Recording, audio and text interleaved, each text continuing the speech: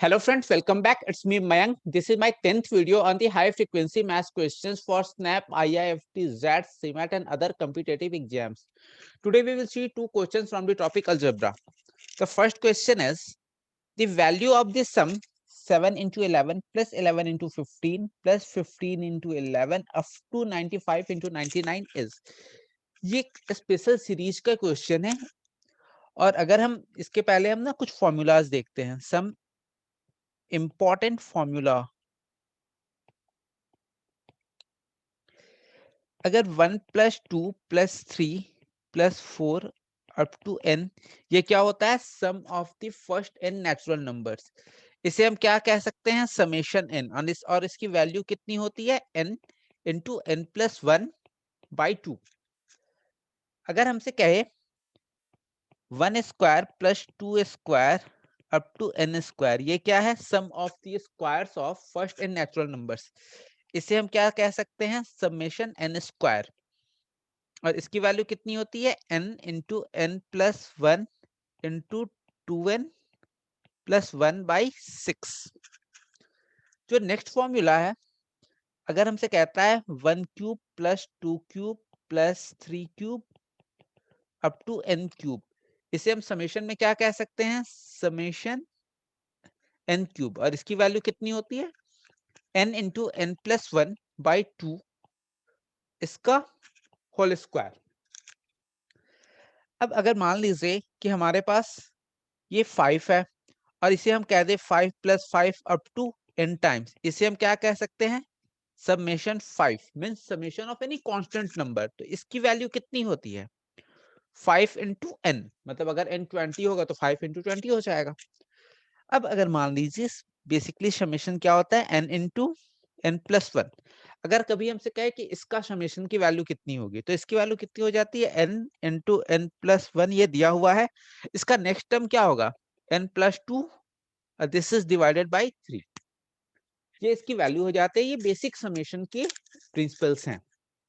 चलिए अब हम क्वेश्चन पे आते हैं. क्वेश्चन कहता है कि the value of this sum 7 into 11 plus 11 into 15 plus 15 into 19 up to 95 into 99. तो जब इसे हम ध्यान से देखेंगे ना इस प्रोग्रेशन को, तो हम पाएंगे कि ये अरिथमेटिक प्रोग्रेशन है. इनफैक्ट ये दो अरिथमेटिक प्रोग्रेशन का मल्टीप्लिकेशन है. ये 7 11 15 अप टू 99, 7 11 15 अप टू 99 ये हमारा पहला अरिथमेटिक प्रोग्रेशन है. दूसरा क्या है? 11 15 19 23 अप टू 99. ये एक अरिथमेटिक प्रोग्रेशन है, ये दूसरा अरिथमेटिक प्रोग्रेशन है. अरिथमेटिक प्रोग्रेशन क्या होता है? जो पहले टर्म और दूसरे टर्म के बीच जो कॉमन डिफरेंस होता है वो कांस्टेंट रहे. तो ये 7 11 15 अगर हम पहले टर्म की बात कर रहे हैं अप टू सॉरी ये 95 तक है. अप टू 95 ये हमारा क्या है? इसको हम T1 कहते हैं, मतलब फर्स्ट टर्म. 11 क्या है हमारा? T2 second term. 15 क्या है हमारा? Third term.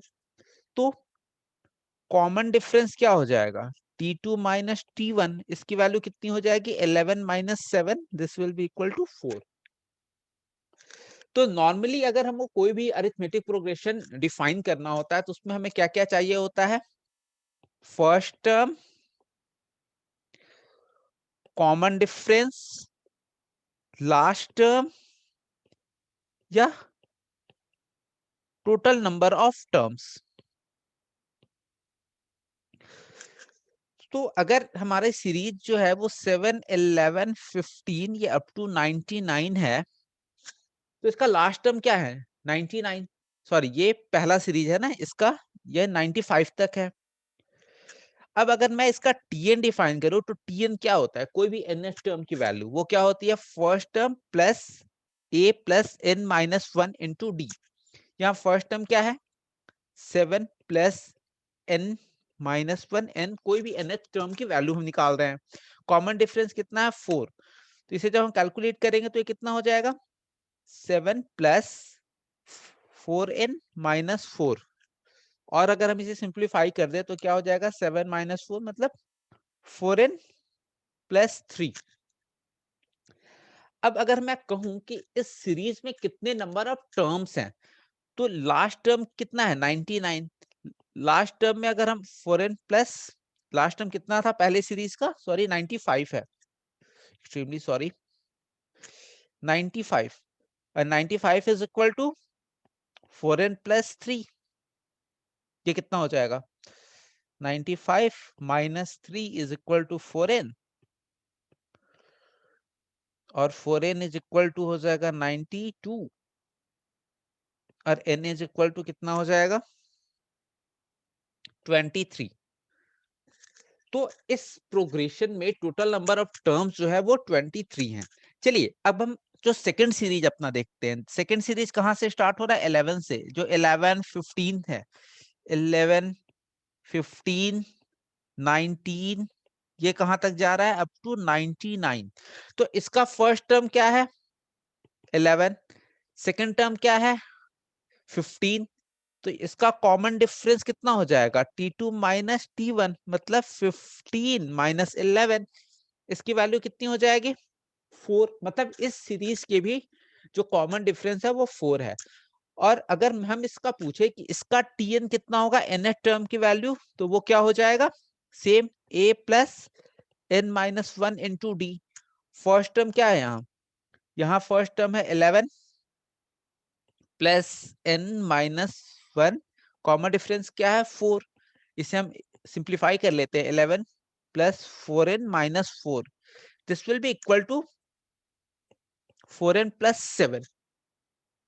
इस सीरीज का लास्ट टर्म कितना है 99। तो अगर मुझे निकालना हो टोटल नंबर ऑफ टर्म्स, देखिए एक तो हम सिमेट्री से समझ गए कि अगर पहले जो सीरीज था, ये जो हमारा सीरीज है 7 11 15 वाला, ये 95 तक जा रहा है, तो और उसमें टोटल नंबर ऑफ टर्म्स 23 हैं, तो इसमें भी टोटल नंबर ऑफ टर्म्स 23 ही होंगे। लेकिन हम चलिए फिर से निकाल लेते हैं, कोई इशू नहीं है। 99 इज इक्वल टू क्या है 4n प्लस 7, फिर हम करते हैं 4n इज इक्वल टू क्या आ गया हमारा 99 minus 7, 4n is equal to 92, और n इज इक्वल टू क्या हो गया 92 by 4, this will be equal to 23। मतलब इस दोनों सीरीज में जो टोटल नंबर ऑफ टर्म्स है वो कितने हैं 23। अब अगर हम इस सीरीज की बात करें, जो हमारा सीरीज दिया हुआ है 7 into 11 plus 11 into 15 plus 15 into 19 up to 95 into 99। अगर मैं इस सीरीज की nth टर्म की बात करूं तो क्या हो जाएगा, तो 4n प्लस 3, जो ये पहला सीरीज था, इसका हमारा nth टर्म कितना आया था 4n प्लस 3, हमने यहां इसे निकाला था ना 4n प्लस 3, ये हमारा पहले सीरीज का nth टर्म है। और जो हमारा सेकंड सीरीज है इसका nth टर्म क्या है, जो 11 15 19 है, इसका है 4n प्लस 7। अब हम क्या करते हैं, इस nth टर्म को मल्टीप्लाई कर देते हैं, तो 4n से मल्टीप्लाई होगा तो क्या हो जाएगा 16n स्क्वायर प्लस 4n 4 7 जा 28n, 4 7 28 है, यहाँ 3 4 जा 12n प्लस 7 3 जा 21। अब हम इसे सिंप्लीफाई कर लेते हैं, 16n square 28n plus 12n कितना हो जाएगा 14n प्लस 21। अब देखिए हमसे वैल्यू पूछ क्या रहा है, इसके सम की वैल्यू पूछ रहा है, मतलब हम दोनों साइड क्या करते हैं समेशन लगा देते हैं, समेशन ऑफ Tn, ये हम दोनों साइड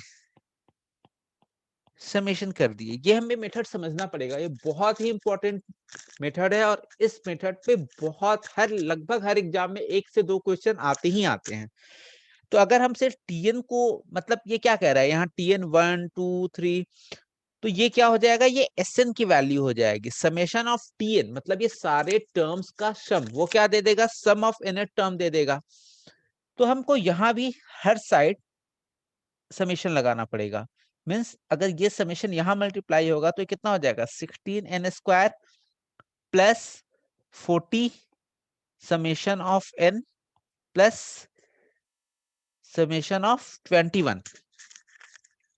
अब हम ध्यान से देखते हैं, यहां हमारे पास क्या आया है 16n², 16 और n स्क्वायर का समेशन अभी हमने ऊपर क्या देखा था, इसकी वैल्यू क्या होती है n into n plus 1 into 2n plus 1 by 6 plus second term हमारा क्या है 40 इंटू एन, मीन्स 40 और n की वैल्यू कितनी होती है, समेशन ऑफ n क्या होता है n into n plus 1 by 2 plus 21, summation क्या हो जाएगा, ये हो जाएगा 21n।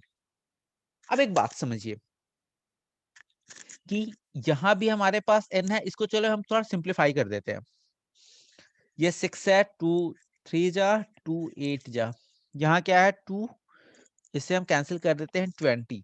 तो अब जो हमारे पास सिंप्लीफाई करके वैल्यू आई, ये आई 8n n plus 1 2n plus 1 by 3 plus n into n plus 1, sorry यहाँ 20 भी है ना, 20n प्लस 1, इससे हम थोड़ा और एक्सटेंडेड फॉर्म में लिखते हैं 20n into n plus 1 plus 21n।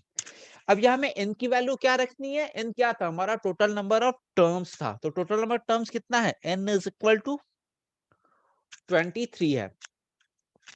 अब अगर हम ध्यान से देखें तो n इक्वल टू 23, देखिए n यहां भी है, पहले टर्म में भी है, n सेकंड टर्म में भी है, n थर्ड टर्म में भी है, तो हम इस n को कॉमन ले लेते हैं। तो जब हम इसे कॉमन लेंगे n, तो हमारे पास क्या बचेगा 8n plus 1 2n plus 1 by 6 plus 20n plus 1 plus 21, क्योंकि हमने n कॉमन ले रखा है। अब यहां हम जब n इक्वल टू, एक तो हमारा ये मेथड होगा ना कि हम n इक्वल टू 23 रख देते हैं, उसके बाद हम सिंप्लीफाई कर देंगे। जब हम n इक्वल टू 23 रखेंगे तो ये 23 8 n प्लस 1 23 प्लस 1 क्या हो जाएगा 24 2n प्लस 1 23 इंटू 2 क्या हो जाएगा 23 into 2 46 plus 1 means 47 by 6 plus 20 into n plus 1 क्या हो जाएगा 24 प्लस 21। एक तो है कि हम इसे सिंप्लीफाई कर दें 6 4 जा 24, तो जब हम n की वैल्यू और इसे हम सारे कैलकुलेट कर डालेंगे तो हमारा जो आंसर आएगा वो हमारा आंसर आना चाहिए 80,707। ये हमारा आंसर हो जाएगा। ये थोड़ा कैलकुलेटिव है, बट ऐसे क्वेश्चन जेट और अगर हम कहें कि IIFT ऐसे में तो मतलब जरूर आते हैं, और इसका एक छोटा सा पोर्शन जरूर हमें दे सकता है, या अगर n के फॉर्म में ही छोड़ के हम n इक्वल टू 23 नहीं करके वो अप टू n टर्म करके ये टेस्ट IIFT किसी भी एग्जाम में ऐसे क्वेश्चंस आ सकते हैं। देखिए इसका एक सेकंड वे भी हो सकता है कि जब हमने ये वैल्यू निकाली ना n 8 plus n plus 1 2n plus 1, जब हमने यहाँ निकाल लिया, हमने अभी तक जब 23 की वैल्यू नहीं पुट की थी, उसके बाद अगर हमारे पास अगर ऑप्शंस दिया हो 80,000, एक्चुअली इसके ऑप्शंस दिए हुए हैं 751 8730 8773। अब अगर हम चाहे ना तो हम ये देख सकते हैं कि ये चारों ऑप्शंस जो हैं 1 2 3 4, ये कौन से ऑप्शंस ऐसे हैं ना जो 23 से डिविजिबल है। तो हम पाएंगे ना कि जो हमारा फर्स्ट ऑप्शन है ये 23 से डिविजिबल है, तो हम इस मेथड से भी कर सकते हैं। हम 23 से डिविजिबल क्यों देख रहे हैं, इसके पीछे भी एक लॉजिक है। क्यों? क्योंकि अगर हमने यहाँ n और हमने n को कॉमन ले लिया तो ये तो सारे ब्रैकेट की वैल्यू आई, चेंज क्या हुआ है, ये सिर्फ n ही तो बाहर है ना, मतलब कोई भी ऑप्शन होगा वो 23 से डिविजिबल तो होगा ही होगा। तो हम उस तरीके से क्वेश्चन कर सकते हैं, और ये बहुत ही अच्छा क्वेश्चन था। चलिए अब हम देखते हैं आज का सेकंड क्वेश्चन। ये लॉग और रेशियो प्रोपोर्शन ऐसे टाइप में बहुत ही फेमस हैं और हर एग्जाम में ऐसे क्वेश्चंस आते हैं। ये कहता है p power q is equal to q power 4 is equal to r power 5 is equal to x power c, then the value of log pqr base s is. वैसे तो ये log के फॉर्म में दे दिया है, बट रेशियो, प्रोपोर्शन और बहुत सारे चैप्टर्स में, नंबर सिस्टम में भी ऐसे टाइप के आते हैं, तो इसका एक सेट फंडा होता है। देखिए, जब भी ऐसे इक्वेशन दिए ना, p q की पावर 4 r की power 5 is equal to s की पावर 6, इसको मान लेते हैं this is equal to k से। लेट अस सपोज दैट ये सब जो है वो k के बराबर है, मतलब pq किस क्या हो गया k, तो हमारा p कितनी आ गई, k की पावर 1/3। ये पावर जो है वो इस साइड एक्सपोनेंट से चला जाएगा तो 1/3 हो जाएगा। वैसे ही अगर q4 है, इसकी वैल्यू k है, तो q की वैल्यू कितनी हो जाएगी, k/4। अगर r की power 5 is equal to k, then r is equal to k की पावर 1/5। अगर s की power 6 is equal to k, then s is equal to k की पावर 1/6। तो ये जितने हमारे वेरिएबल्स थे p q r s, ये सारे जो है वो k के फॉर्म में आ गए। p क्या है, k 1/3, q क्या है, k 1/4, r क्या है, k 1/5। अब देखिए, अब इस क्वेश्चन में कह रहा है then the value of log p q r base s, इसकी वैल्यू पूछ रहा है। अब हम क्या करते हैं, p into Q into R की वैल्यू निकाल लेते हैं। जो p q r मतलब इस टर्म की वैल्यू निकाल लेते हैं। तो p अभी हमने क्या देखा था, p की वैल्यू है k 1/3 इंटू क्यू क्या था, k 1/4 और r क्या है, k 1/5। तो हमें पता है कि a की पावर m इंटू a की power n into n a की पावर m n q, कुछ भी कह देते हैं, तो ये क्या हो जाता है, a की power m plus n plus q। Similarly जब k की पावर 1/3 इंटू k की पावर 1/4 इंटू, सॉरी, k की पावर, यहाँ k होगा ना, k की पावर 1/5 है, तो ये हो क्या गया, रिड्यूस होके ये हो गया k की पावर 1/3 प्लस 1/4 प्लस 1/5। अब हम क्या करते हैं, 3 4 5 का एलसीएम ले लो। 3 4 5 ये तीनों क्या हैं, को प्राइम नंबर्स हैं। को प्राइम नंबर्स क्या होते थे, वो नंबर्स जिसके कोई कॉमन फैक्टर्स नहीं होते थे एक्सेप्ट 1। तो 3 4 5 का एलसीएम क्या हो जाएगा, 60, 3 4 जा 12, 12 5 जा 60, 3 से 20 प्लस 4 से 4 1 जा 15 प्लस 5 से 12, तो ये कितना आ गया, 20 35 47/60। मतलब p into Q into R, इसकी वैल्यू कितनी आ गई, k की पावर 46/60। और s हमारा क्या है, s हमारा है k की बाय 1/6। और अब हमसे वैल्यू पूछ क्या रहा है, log p q r base s। अब ध्यान से देखिए, हमें पता है कि अगर log a to the base b और log की पावर m है और बेस की पावर n है, तो ये क्या हो जाता है, ये m जो है वो बाहर आ जाता है। तो क्या हो जाएगा, m log a base b की पावर n, और जो ये बेस में पावर है ये यहाँ डिवाइड हो जाता है। तो basically m/n log a to the base b हो जाते हैं। ये log का बहुत ही इंपॉर्टेंट प्रॉपर्टी है, और इस प्रॉपर्टी पे बहुत बार क्वेश्चन आते हैं, बहुत बार नहीं, इनफैक्ट हम कह सकते हैं कि 100%, मतलब हर एग्जाम में एक क्वेश्चन ऐसा आता है जिसमें लॉग का ये प्रिंसिपल यूज हो। तो जो हमारा इक्वेशन था वो क्या आ गया, k की पावर 47/60। अब देखिए ये क्या है, log p q r base s। p q r के बदले हम क्या लिख दे, k की पावर 47/60, और s क्या है, k की पावर 1/6। तो जो अभी हमने फॉर्मूला देखा था, ये मल्टीप्लाई हो जाएगा आगे आके और ये डिवाइड हो जाएगा। तो अब हमारा रिड्यूस क्या हो गया ये इक्वेशन, मीन्स 47/60 डिवाइडेड बाय ये आगे आ गया और यहाँ क्या हो गया 1/6 और इधर क्या बचा log k to the base k। अब हमें पता है log a to the base a की वैल्यू क्या होती है 1। तो ये जो हमारी वैल्यू है ये वैल्यू क्या हो गई 1 और हमारे पास बच क्या गया 47/60 डिवाइडेड बाय 1/6। 1/6 है। अब हम इसे सिंप्लीफाई कर लेते हैं। ये कितना हो गया 47/60 इंटू 1/6, 6 से 10, तो ये जो वैल्यू आ गई 47/10। मतलब log P Q R base S की वैल्यू कितनी आई 47/10। तो ये इजी क्वेश्चन था लेकिन बहुत ही इंपॉर्टेंट क्वेश्चन थे, इसमें भी बहुत ज्यादा कॉन्सेप्ट यूज हुआ और इसके पहले जो हमने प्रोग्रेशंस के किए वो भी बहुत ही इंपॉर्टेंट क्वेश्चन थे। तो ठीक है, फिर कल मिलते हैं कुछ और क्वेश्चन के साथ। Bye bye.